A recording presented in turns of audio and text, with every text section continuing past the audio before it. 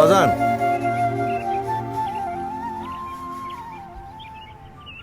কি এই জায়গাটার নাম কি বাজান? সরোয়ার্দী উদ্যান। ওইটা ইউনিভার্সিটি। এখান থেকে অনেক ছেলে মেয়ে, এরা এখানে কি করে? গ্যাঞ্জাম করে। বাজান এখানে একটু বসি। বসেন।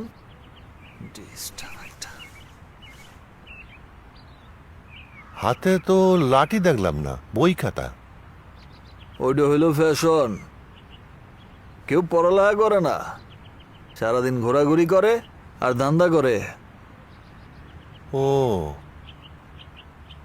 এইখানে পড়ালেখা করা মানে শিক্ষিত হওয়া না, 10টা প্রশ্নের উত্তর মুখস্থ করে পাশ করা। এইখানে লেখাপড়া করার মানে দেশের সেবা করা না, চাকরি জোগাড় করা।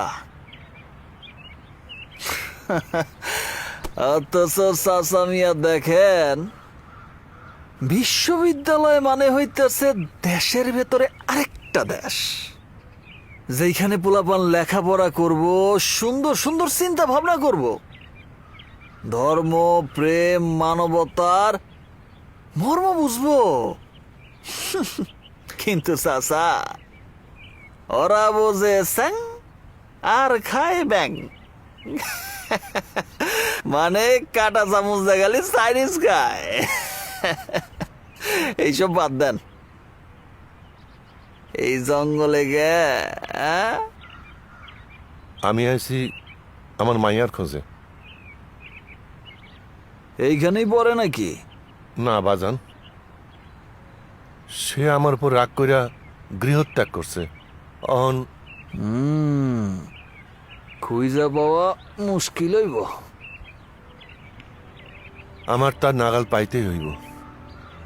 পাইলে তারে কমু, আমি নিজে হাতে তোর মায়ের মাটি দিছি, আমি মদ ভাঙ সব ছেড়ে দিছি। তুই একবার আমার বুকে আয় মা। এখানে খুব যন্ত্রণা, খুব পোড়ায়, খালি পোড়ায়। তুমি এসব সাইডে দাও বাজান। কি যা পিছনে লুকাইছো। আমারে বাজান বলে ডাকার মতো কেউ থাকলে হয়তো দিতাম। কারো বুকে মুখ লুকানোর মতো আমার কেউ নাই।